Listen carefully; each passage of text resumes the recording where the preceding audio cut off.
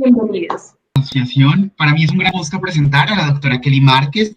Ella es médica cirujana de la Universidad Colegio Mayor Nuestra Señora del Rosario, Buenos días. es pediatra de la Universidad Nacional de Colombia, es infectóloga pediatra de la Universidad Nacional Autónoma de México, Instituto Nacional de Pediatría, y es docente destacada de pediatría de la Fundación Universitaria Sanitas y con mucha esperanza futuramente de la UPTC.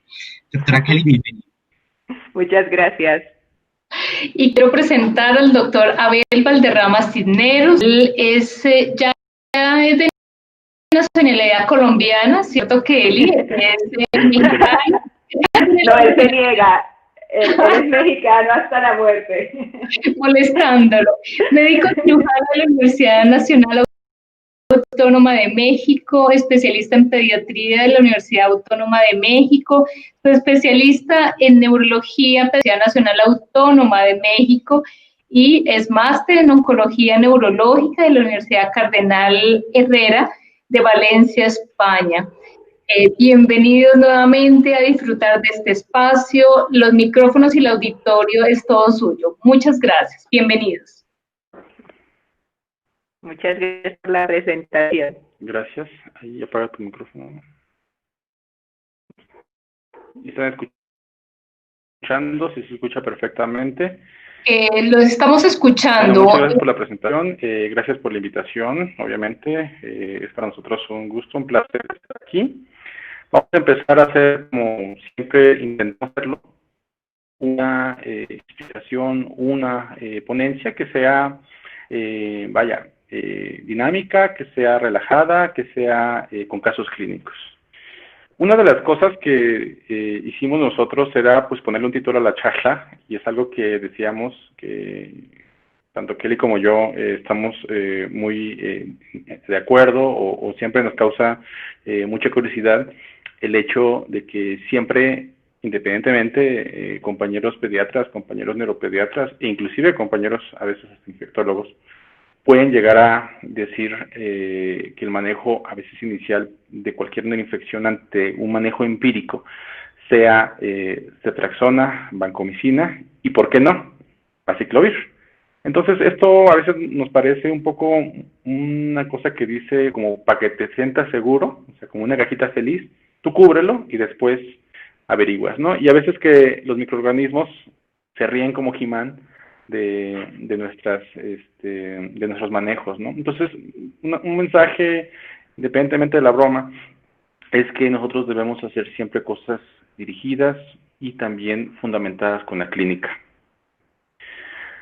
Esta charla, como les digo, la proyectamos para hacer de casos clínicos. Vamos a empezar con estos. Bueno, y entonces vamos con el primer caso clínico. Este es un paciente masculino de 6 años de edad, previamente sano, con un esquema de vacunación completo para la edad. Tiene un cuadro de 2 días de evolución con cefalea, fiebre cuantificada hasta 39-40 grados centígrados. Al segundo día presenta una convulsión. La semiología es que el paciente estaba despierto, presenta una supraversión de la mirada, aumento del tono extensor simétrico, asociado a movimientos clónicos de las 4 extremidades con una duración de 3 minutos. Evidentemente esto lo puso Abel. Somnolencia por 15 minutos y tuvo recurrencia 20 minutos después de la crisis. El paciente ingresa a urgencias, estos son los signos vitales, una temperatura de 39.5 grados centígrados y taquicardia 120 por minuto. Lo más llamativo de su examen físico neurológico, una alteración del estado de conciencia con un Glasgow de 11/15. Y tiene unos reflejos osteotendinosos aumentados con una hiperreflexia, reflejos de 3/4. No hay signos meningios, no hay rigidez nucal, no hay Kernighan, no hay Bruchsitsky. Y entonces la primera pregunta acá es, ¿este paciente tiene un síndrome infeccioso? Pues por supuesto que sí, porque ya dijimos, tiene cefalea, tiene fiebre, tiene vómito y además de eso presentó un cuadro de convulsión. ¿Tiene un síndrome meningio? Por el momento no pareciera, ya dijimos, no hay rigidez nucal, no hay signos meningios y tiene un síndrome encefálico, recordemos que la definición de una encefalitis es la alteración del estado de conciencia y es lo que está predominando en este cuadro clínico. Así que por ahora nos configuramos en un síndrome infeccioso y un síndrome encefálico. Y entonces la clave y la piedra angular del diagnóstico de neuroinfección es el citoquímico del líquido cefalorraquídeo. Se procede a hacer la punción lumbar y este paciente tiene leucocitos de 20 células con polimorfos de 20%, monocitos de 80%, una glucosa normal, unas proteínas aumentadas en 100. Entonces, ahí lo que vemos es que el paciente tiene una pleocitosis con predominio linfocítico. Y esto, pues, es uno de mis esquemas mentales en los que también utilizo el humor para preguntarnos, ¿es bacteriana o es viral? Porque, pues como decía Abel ahorita, es muy fácil decirle, bueno, para que te pegue a todo. Entonces le ponemos ceftriaxona, vancomicina por si es bacteriana y también aciclovir por si es viral. Pero uno en la vida debe aprender a comprometerse y debe aprender a decir y a casarse con sus diagnósticos y a poner una terapia dirigida. Entonces, cuando uno cree que la clínica es bacteriana, en general es una clínica más aguda. Se presenta y se instaura de forma rápida. Y si uno no pone el antibiótico rápidamente, muy probablemente el paciente va a fallecer. El citoquímico del líquido cefalorraquídeo, en general, tiene aumento de las células con predominio de polimorfonucleares y hay marcada hipoglucorraquia. Y el tratamiento, pues ya dijimos, depende del grupo etario de la patología, no me voy a extender en eso porque tuvimos una clase previa con Abel donde habló de meningitis bacteriana, pero digamos que cuando uno se opone al principal agente etiológico, el neumococo, el esquema empírico incluye ceftriaxona más vancomicina. Pero cuando uno cree que una meningitis es viral, la clínica puede ser un poco más insidiosa y el predominio es de encefalitis. Es decir, hay más alteración del estado de conciencia y convulsiones. El citoquímico del líquido cefalorraquídeo entonces va a tener un aumento de células sí, pero con predominio de linfocitos. La glucosa en general está normal y si hay hiperproteinorraquia, y otra cosa que nos ayuda en la encefalitis herpética es que hay eritrocitos sin que la punción sea traumática. Y el tratamiento, en general, la meningitis viral que es causada por enterovirus, solo se deben tratar los síntomas porque tiene muy buen pronóstico y los pacientes resuelven solitos. Y en la que sí necesitamos dar tratamiento porque si no, al igual que en la bacteriana, el paciente puede fallecer, es en la herpética que damos manejo con aciclovir. Entonces, ¿qué tratamiento le voy a dar a este paciente? Y acá es cuando uno quisiera abrir el micrófono y que todos participaran, pero como no, pues me toca responderla a mí. Si se acuerdan del caso clínico, en este paciente predominaba un síndrome encefálico. Llegó con alteración del estado de conciencia y había tenido crisis convulsivas. Así que nos tendríamos que casar con el diagnóstico de que esto probablemente es una encefalitis viral y ante lo dramático que ha sido el cuadro, pues muy probablemente es herpética, así que sí se beneficia de dar un tratamiento antiviral e iniciaríamos aciclovir. Aquí no habría una necesidad de iniciar tratamiento antibiótico, porque además tenemos un citoquímico de líquido cefalorraquídeo en el que vimos que hay una pleocitosis de predominio linfocítico que nos apoya nuestro diagnóstico de que el cuadro es viral. Y entonces tenemos una muy buena herramienta con la que contamos hace pocos años y tristemente no contamos en todos los sitios de trabajo, pero esto ha venido a cambiar todo el manejo empírico de la neuroinfección, porque con esto ya se los vamos a enseñar, pero podemos detectar varios patógenos en el líquido cefalorraquídeo y la principal indicación de esto es cuando, como en este paciente, tenemos un citoquímico de líquido cefalorraquídeo que está alterado, pero no tenemos una identificación del germen en la tinción de Gram. Y esto es lo que nos muestra el panel de Filarray, que Filarray es la marca comercial, pero es una PCR de múltiples patógenos, una reacción en cadena de polimerasa que nos identifica múltiples patógenos. Acá están clasificadas las bacterias, los virus y las levaduras. Y entonces corrimos esta prueba en nuestro paciente del caso clínico y nos detectó un virus herpes simple 1.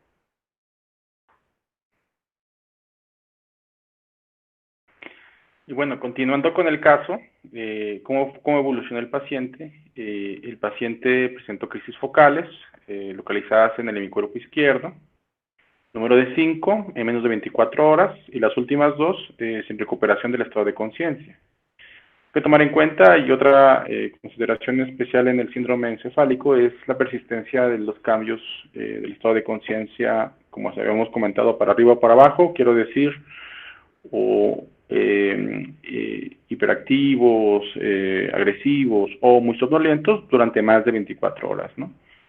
Pues resulta que este paciente, pues, lo consideramos con un potencial estado convulsivo, un estado epiléptico, ingresa a la UCI, a la UCI, perdón, y se le realiza lo que es la intubación orotraqueal, ¿no?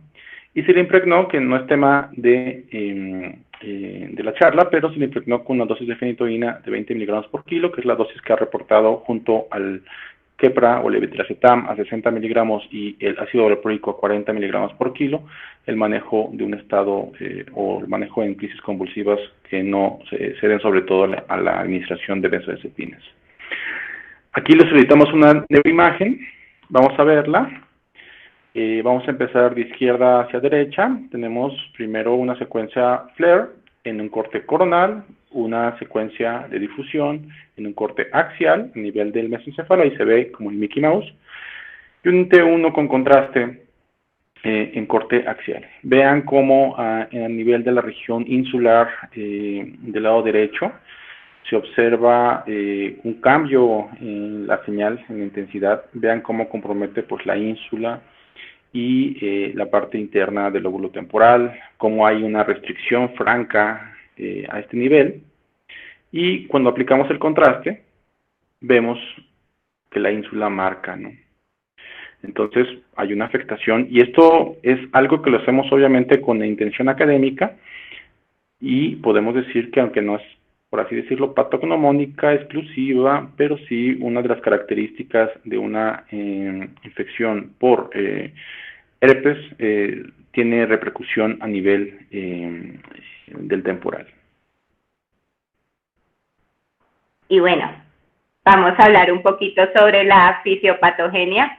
Este esquema gráfico muy bonito, realizado por María Camila Rueda y por Andrés Felipe Duzán, que son residentes de neuropediatría de la Nacional y de la Militar, que nos están colaborando a Abel y a mí, junto con un gran grupo de personas, a la creación de Un sueño de esposos, que es un libro de neuroinfección en pediatría.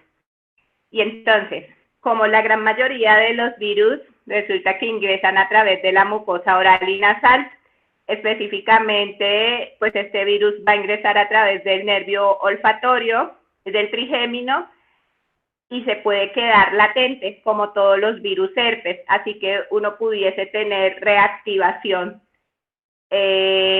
Luego, pues puede pasar a las meninges, y como lo dijo Abel, tiene un tropismo por las regiones temporales y también por las frontales, pero predominio temporal.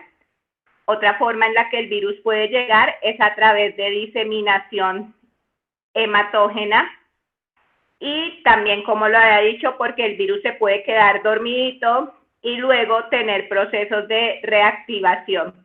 Hay pacientes que pueden tener recurrencias de encefalitis herpéticas, no es lo más habitual, y cuando esto pasa, uno debe sospechar inmunodeficiencias primarias en los pacientes. La clínica. Las manifestaciones clínicas las van a ver ordenadas en frecuencia de aparición, pero pueden tener alteración del estado de conciencia, que es lo que predomina, en lo que lo debe hacer pensar a uno en herpes, pérdida de memoria, cambio de personalidad, fiebre, disfasia, cefalea, ataxia, crisis convulsivas. Si ustedes ven, están encerrados todo lo que presentó el paciente en nuestro caso clínico. Tuvo la definición de encefalitis, que es la alteración del estado de conciencia, tuvo fiebre, tuvo cefalea y tuvo crisis convulsivas. En esta tabla se puede ver los criterios mayores y criterios menores que nos hablan de encefalitis herpética. Como criterio mayor, la alteración del nivel de conciencia que dura más de 24 horas que el paciente lo tuvo. Como criterios menores, la fiebre de más de 38 grados dentro de las 72 horas de inicio del cuadro que lo tiene, las crisis epilépticas focales o generalizadas que lo tienen, la instauración de una focalización neurológica, el recuento leucocitario en líquido cefalorraquídeo de más de 5 por milímetro cúbico, que tiene 20, la normalidad del parénquima cerebral evidenciado en una neuroimagen, que también lo tiene, y la normalidad en el electroencefalograma, que esa no se la mostramos, pero probablemente si se lo tomamos con todo lo que lleva convulsionando, también la tiene. Y pues nuestro niño era un paciente más grandecito, pero esto también para hablar un poco de lo que es la encefalitis herpética neonatal, que pues los neonatos definitivamente son un grupo aparte, pero lo que deben recordar del neonato es que el neonato tiene 3 formas de enfermedad. Una que se llama la mucocutánea ocular. Esa en general es una forma como más leve, que inicia entre los 10 a 12 días, que sin embargo se debe tratar siempre, porque si no el compromiso al sistema nervioso central se puede dar hasta en el 75% de los casos y puede progresar a una forma diseminada hasta en el 60% de los casos si no se trata. O sea, conclusión, se debe tratar, porque aunque sea la forma más leve, si uno no la trata, pues al paciente le va a ir mal. En general, forma leve, secuelas neurológicas en menos del 2% y la mortalidad es rara. Los neonatos también pueden hacer encefalitis hasta en el 30-35% de los casos, es un poco más tardía, hacia los 16-19 días de vida. El compromiso del sistema nervioso central pues será en todos, porque es una encefalitis. Hay lesiones cutáneas hasta en el 70% de los casos, pero no en todos. Hay compromiso multiorgánico hasta en el 25% de los casos y las secuelas neurológicas se ven en el 70%. Tiene una mortalidad del 5% hasta el 15% si uno trata, pero si uno no trata, la mortalidad es del 50%. Y por último está la forma más grave del periodo neonatal, que es la infección diseminada. Afortunadamente es el menor porcentaje de los casos, 20 a 25%, se presenta también entre el día 10 a 12 de vida. El compromiso del sistema nervioso central es importante, un 70% de los casos, hay lesiones cutáneas en el 60%, compromiso multiorgánico, como dijimos, es diseminado, pues va a estar entre el 60 a 100%, secuelas neurológicas en el 20% de los casos, y ojo, si uno trata, la mortalidad también es alta, el 30%, pero si uno no trata, la mortalidad es hasta el 80%. Y entonces, esto sí es una infección, una neuroinfección viral que tiene tratamiento, porque la mayoría no lo tienen. Y acá el tratamiento se hace con aciclovir. Pueden ver ustedes las dosis, en general lo que uno se aprende es 1.500 miligramos por metro cuadrado de superficie corporal cada 8 horas, porque cuando uno lo calcula por dosis ponderal, en general tiende a subdosificar.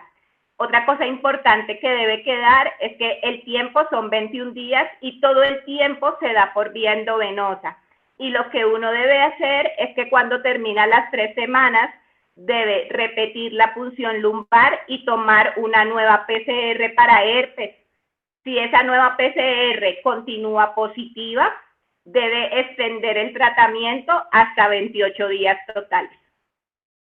El aciclovir disminuye la mortalidad de un 70% que había antes de que existiera el aciclovir hasta un 4 a 18%. Y en neonatos se ve que existe una mayor posibilidad de reactivación del herpes que en los niños más grandes. Por ello, en eso se sugiere un esquema de supresión de continuar aciclovir profiláctico a dosis de 300 miligramos por metro cuadrado 3 veces al día durante los primeros 6 meses de vida. Las complicaciones y secuelas, hay mortalidad, 4 a 18%, secuelas neurológicas en el 38%, cicatrices corioretinianas. En neonatos, como dijimos, la mortalidad es más elevada, sobre todo cuando es una infección diseminada, que incluso con tratamiento hasta el 30% presentan mortalidad. Y, ojo, esta es una de las que se asocia a autoinmunidad. Encefalitis autoinmune anti-NMDA hasta en el 20-27% de los casos. Y estos son los problemas de secuelas neurológicas: parálisis cerebral, retraso del neurodesarrollo, epilepsia, trastornos de la conducta, motores, alteraciones memorias, síntomas psiquiátricos. Bueno, ya que pasamos a esta encefalitis herpética, vamos a un caso clínico número 2. Entonces, lo leo yo. Es una nena de 10 años, previamente sana. La enfermedad actual sucede 2 semanas antes, con rinorrea verdosa, halitosis, cefalea frontal de intensidad moderada y fiebre de 38 grados intermitentes. Desde hace 3 días, desde 72 horas, la cefalea incrementa un poco, ya es de moderada a severa. Se agrega disartria, irritabilidad, impulsividad, agresividad, así como que empieza con conductas hipersexuales. Esta imagen que tenemos aquí pues muestra a la nena, en ejemplo obviamente, pero debemos tomar en cuenta algunas consideraciones con respecto a los síntomas y hacia la neumatización de los senos paranasales. Aquí lo vemos en forma de un dibujo, como primero se neumatizan los etmoidales, luego los maxilares y luego ya al final, que esto ya es después del escolar, los frontales, ¿no? Esto también es bien importante que lo tomemos en cuenta como pediatras y en general. Cuando revisamos a la niña, tiene una presión palmar, un reflejo palmomentoniano positivo y un Meyerson, que es el reflejo gravedad, que es cuando uno percute con el dedo inclusive, y uno tiende pues a no parpadear. En Meyerson positivo, uno termina continuamente parpadeando, y es un dato de localización frontal. Fíjense cómo nosotros de repente somos de la idea de siempre decir la punción lumbar es fundamental, el líquido cefalorraquídeo es fundamental, pero aquí la clínica es muy orientadora hacia una localización frontal. Entonces, la niña, si bien tiene una evolución aguda, tendiendo a ser subaguda, tiene unos datos que nos permiten cómo tomar esa decisión con un poquito de más calma y a veces orientarnos con una neuroimagen de apoyo. Esta diapositiva ya se la había puesto de mi profesora, mi maestra, la doctora Munive, algunas contraindicaciones absolutas, como el síndrome de hipertensión endocraniana, el deterioro rostrocaudal, los hallazgos de focalización. Habíamos charlado también la vez pasada, sobre todo cuando son pacientes que tengan una hemiparesia o una hemiplegia, una coagulopatía grave, las asociaciones con trombocitopenia y las infecciones obviamente del sitio de punción. Cuando tenemos un paciente hemodinámicamente inestable, tenemos que estabilizarlo. Muy probablemente tengamos que soportar la vía aérea y darle todo el apoyo con la gente de UCI, ¿no? Y una vez que esté estable, se pueda proceder a la punción lumbar, y es por eso que decimos que es una contraindicación relativa, ¿no? Ponía yo, por ejemplo, también algunos casos especiales que me parece que son supremamente inusuales, como son, por ejemplo, que te llegara un paciente que tuviera, vamos a poner, una hemofilia, que no tuviera un sangrado activo como tal, pero que a lo mejor tú tendría indicación quizá de pasarle el factor de coagulación y después hacer la intubación, o, por ejemplo, en caso de pacientes oncológicos o pacientes que tengan por alguna circunstancia plaquetopenia, que pues o trombocitopenia, pues a lo mejor aplicarles plaquetas antes, recordando que si tiene menor de 20.000, pues tiene riesgo de sangrado del sistema nervioso central. Vamos a la neuroimagen.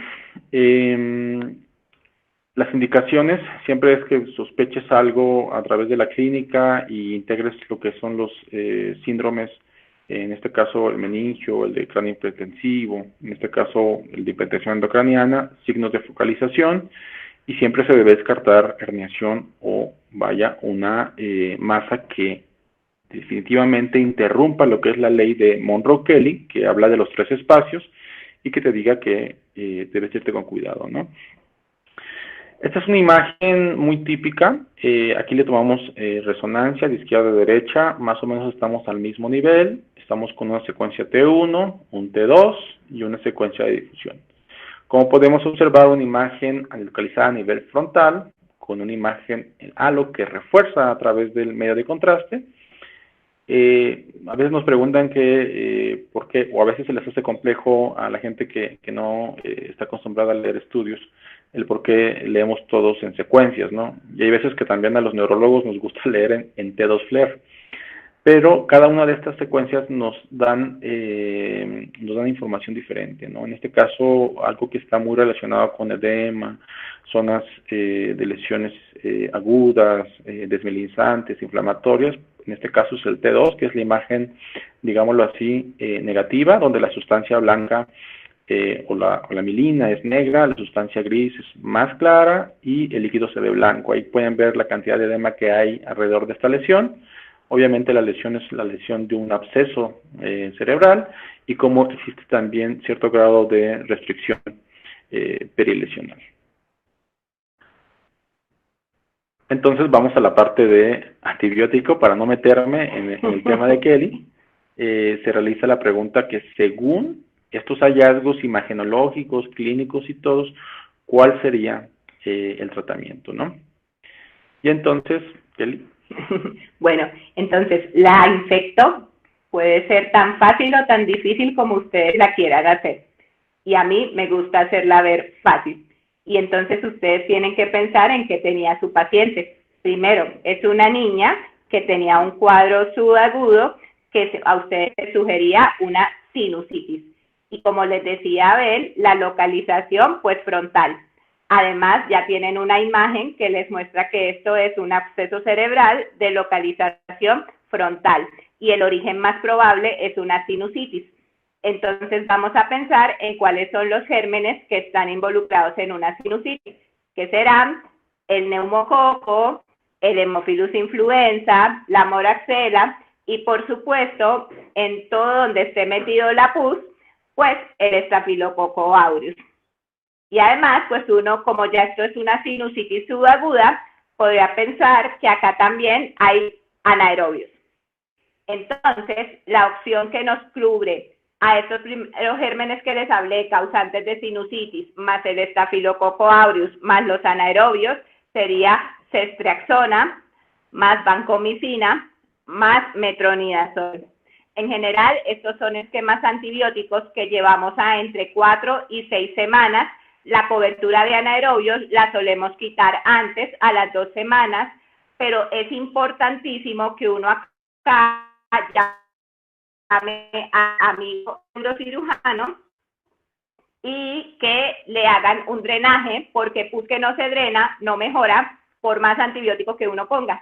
Y ya cuando uno tenga cultivo, la mayoría de veces estos son infecciones polimicrobianas y muy difícilmente uno recupera el germen, pero cuando lo logra recuperar, lo que se debe hacer es dirigir la terapia. Y entonces, acá tenemos el cultivo, el cultivo de la secreción del absceso y tenemos un neumococo. Y acá está acá está el neumococo y en el neumococo, esto era porque no podía dejar mi lado infectológico y entonces en el neumococo uno tiene una tabla del poder. Esto ustedes no se lo tienen que saber, pero lo deben tener a la mano y básicamente lo que uno debe saber es que el neumococo es diferente si uno lo tiene en oído, en pulmón, en sangre o si uno lo tiene en el sistema nervioso central. Y en general, las concentraciones inhibitorias mínimas que manejamos en sistema nervioso central son mucho más bajas. Para penicilina son 0,06 para sensible y 0,12 para resistente. y encefalosporinas de tercera generación son 0,5 para sensible, 1 para intermedia y 2 para resistente. En el antibiograma que tenemos acá, este neumococo realmente es muy sensible, muy bonito. Así que lo correcto sería que quitáramos la vancomicina, quitáramos el metronidazol y este paciente completara su tratamiento con ceftriaxona. Y entonces, ¿cuáles son los factores de riesgo? En general, los pacientes con acceso cerebral siempre van a tener un foco de continuidad que les causa pues esta complicación. Entonces, puede ser a través de una otitis o de una sinusitis, o a veces tienen una cardiopatía congénita y realmente la bacteria llega a través de la sangre por diseminación hematógena, o puede ser una complicación de una meningitis, principalmente en el grupo neonatal, o puede ser a través de un acceso odontogénico o de una celulitis orbitaria. Pero hasta en el 30% de los casos no se logra identificar un factor desencadenante. La clínica y la localización, y estas bonitas tablas son crédito acá para Sofi Pérez, que es una residente de neuropediatría de la Universidad Nacional, que también nos está colaborando con la elaboración del libro, y este es su capítulo, además de que es mi tesista para titularse de neuropediatra. Y estos son los síntomas y signos en orden de frecuencia, pues los pacientes van a tener fiebre, cefalea, alteración del estado de conciencia, convulsiones, focalización, y la focalización pues va a depender de la localización, y fotofobia. Y esta es la localización según la frecuencia. Lo más frecuente es frontal, porque digamos que lo más frecuente de la fisiopatogenia es que sean pacientes con sinusitis complicada, pero también puede haber localización parietal, temporal, occipital, y lo vemos ahí en orden de frecuencia. La etiología, como ya se las explicaba, esto es pues una serie que recoge también en orden de frecuencia cuáles son, pero uno debe pensar de dónde vino el acceso cerebral y así podrá entender cuáles son los agentes más frecuentes, como ya dijimos. Neumococo, Haemophilus, Moraxella, también está metido Staphylococcus aureus. Si de pronto es un origen odontogénico, entonces serán cocos gram positivos anaerobios de la cavidad oral. Bueno, todo depende del origen. La recuperación del germen se logra en menos del 60% de los casos.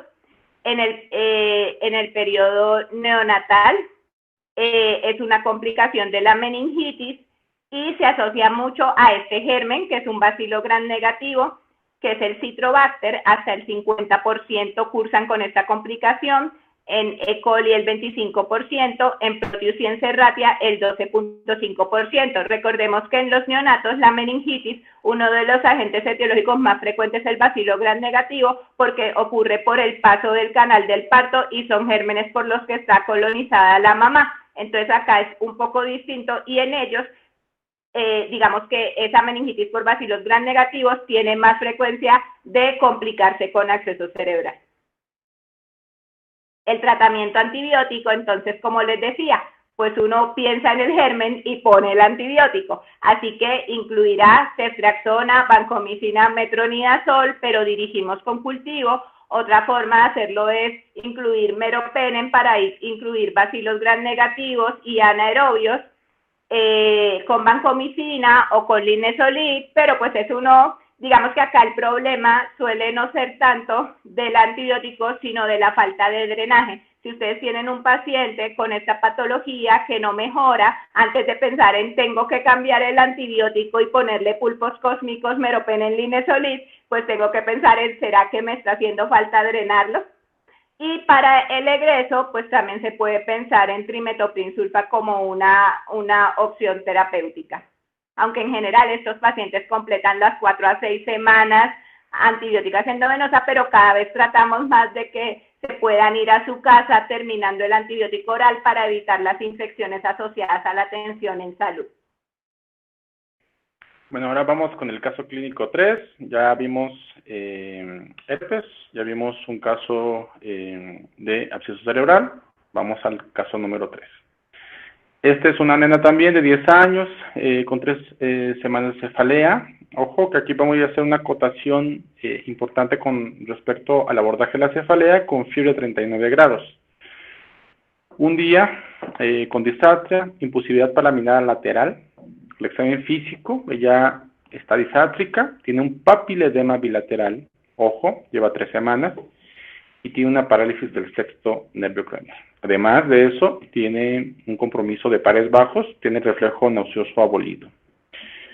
Entonces, un aporte que hice yo a este caso, en ese sentido, y ver que no todo es abordaje a partir de la infección, es que ustedes siempre tengan en cuenta el abordaje clínico o clasificación llamada de Rodner de las cefaleas. Las cefaleas pueden dividirse en cefaleas agudas, que de hecho son las que ustedes deben pensar que pueden ser secundarias y a las cuales hay que buscar banderas rojas. Pueden ser cefaleas agudas recurrentes, pueden ser cefaleas crónicas no progresivas.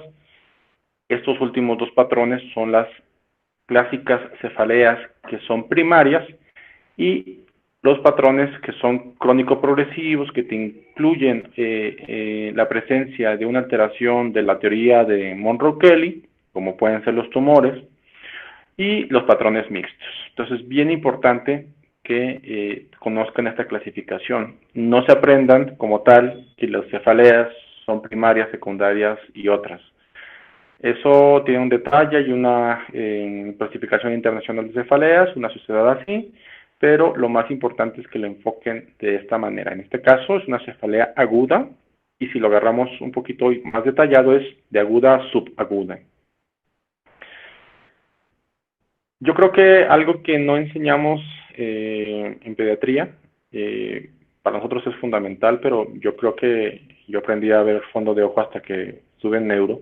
Yo intento siempre enseñarles a los residentes una forma de explorar el fondo de ojo, porque para este tipo de cuadros y en general hay que entender que el fondo de ojo es una ventana hacia el cerebro. Entonces es bien importante que revisen esas técnicas. Tampoco es el objetivo de la charla, pero ustedes deben saber fondo de ojo. Esto es una fotografía de fondo de ojo. Evidentemente no se ve así de espectacular, se ve más chiquito, y con sus profesores de pediatría y neurología pediátrica los inviten a que ustedes dominen esa habilidad. Cuando nosotros hablamos de síntomas y síntomas, de signos y síntomas neurológicos, siempre tenemos que tener una localización, inclusive tener un diagnóstico anatómico.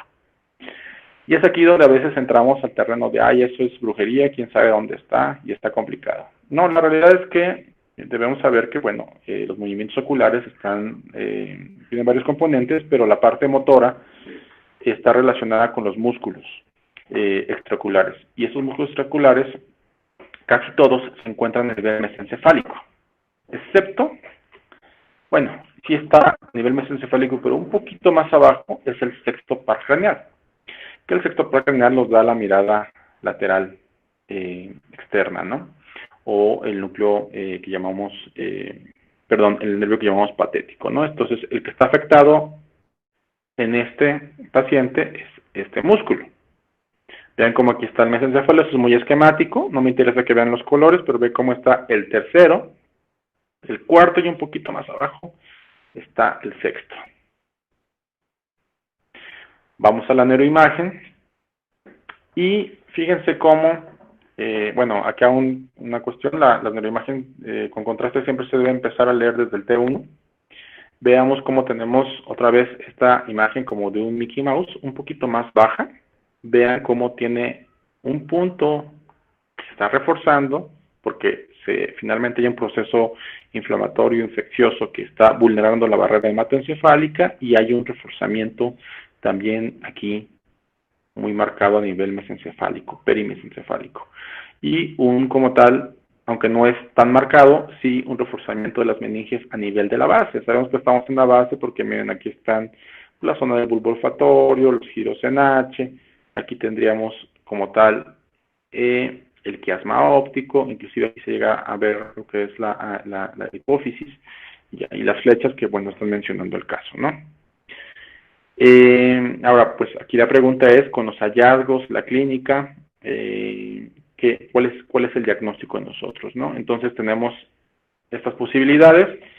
Recordar que es una patología que se presentó a nivel temporal de manera subaguda, casi, bueno, todavía no ha rebasado las 4 semanas, pero puede decirse que casi va para crónica, y tenemos que pensar, y esto es lo que queremos hacer con este caso, que no todo es bacteria común, por así decirlo, y también puede haber pacientes que tengan un cierto grado de inmunocompromiso o déficit inmunológicos muy precisos, y hay que pensar en otras patologías, ¿no?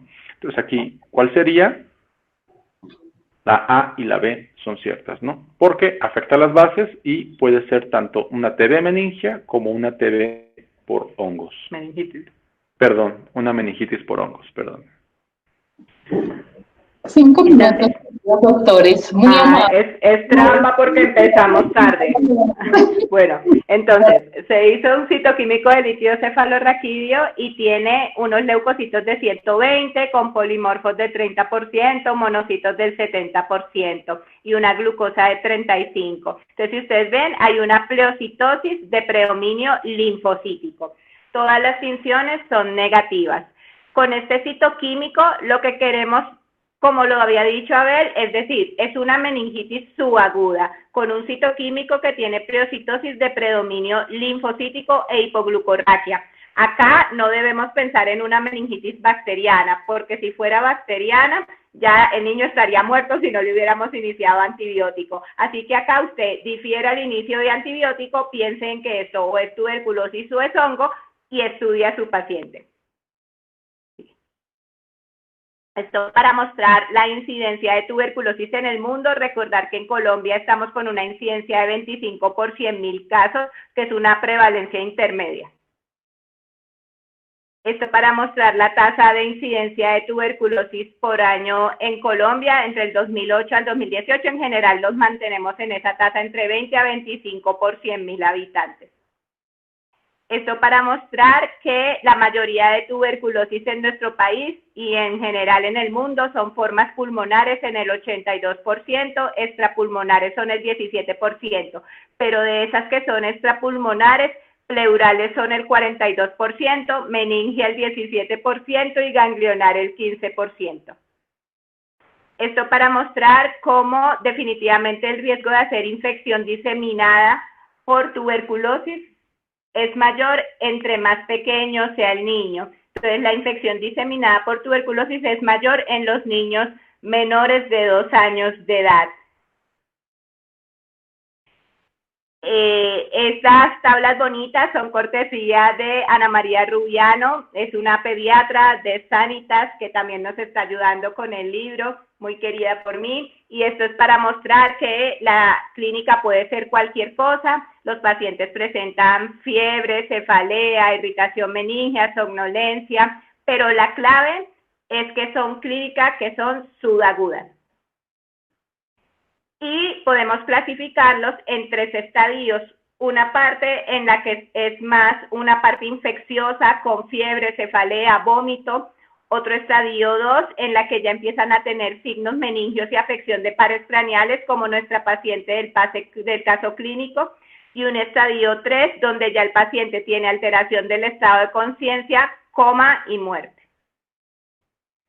Esto para ver que la parte del diagnóstico de tuberculosis en pediatría es extremadamente difícil y que lograr el aislamiento microbiológico de la micobacteria es muy, pero muy complicado. Como ustedes ven ahí, sensibilidad y especificidad de la tinción Sil-Nielsen es muy baja, alcanza si acaso el 50%, y la piedra angular para uno hacer el diagnóstico de meningitis tuberculosa hoy por hoy es la PCR o reacción en cadena de polimerasa de Mycobacterium tuberculosis en el líquido cefalorraquídeo, que sin embargo la sensibilidad es del 70%, es decir, si uno la tiene negativa tampoco descarta el diagnóstico. Por eso debemos sumar clínica, líquido cefalorraquídeo, hallazgos en imagen.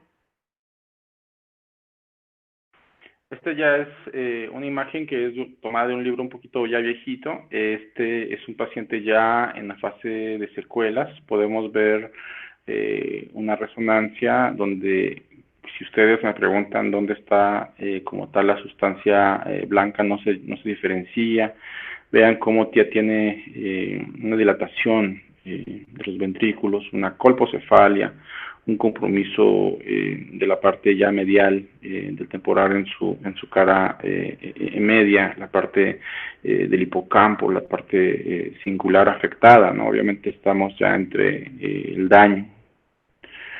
Los hallazgos de la neuroimagen, a manera de repaso, a manera de ser muy puntuales, es el rasgo meningio basal, la presencia de tuberculomas, el infarto cerebral y la hidrocefalia. Esto para hablar de que el tratamiento tiene una fase intensiva de 2 meses que incluye 4 antituberculosis, isoniazida, rifampicida, piracinamida y etambutol, y una fase de continuación de 10 meses que son isoniazida y rifampicina para un total de 12 meses. En Colombia tenemos unos lineamientos y el esquema de tratamiento es muy fácil porque uno solamente va y busca la tablita y le dice cuántas tabletas hay que darle al paciente según el peso. Ya casi terminando la charla, algunas de las consideraciones en el tratamiento sintomático y las complicaciones. El antiinflamatorio está por la dexametasona a 8 miligramos hasta 12 miligramos por día. La prednisona, que normalmente aquí sí se ocupa y tiene evidencia. Y eso se utiliza más o menos entre 3 a 4 semanas con un deceso gradual al mismo tiempo. Al afectar las bases, afecta la circulación del líquido cefalorraquídeo y su absorción, entonces muchas veces ocupamos acetosalamida y furosemide, así como que hay veces que hay que poner derivación ventrículo-peritoneal. Las complicaciones de los pacientes son hidrocefalia, aracnoiditis espinal, isquemia, vasculitis, tuberculoma y paquimeningitis. Finalmente, ya para culminar la charla, nosotros tenemos que decir algunas como tips o perlas que le llamamos, ¿no? En la infección, el interrogatorio y la clínica son el 90% del diagnóstico temprano. El principal apoyo diagnóstico y la base de la terapéutica es el líquido cefalorraquídeo. El tratamiento antibiótico inicial es empírico. Los estudios complementarios hacen o direccionan la terapéutica. La meningitis subaguda siempre se debe descartar una tuberculosis, y el combo ceftriaxona, banco y aciclovir no cubre todos los escenarios clínicos.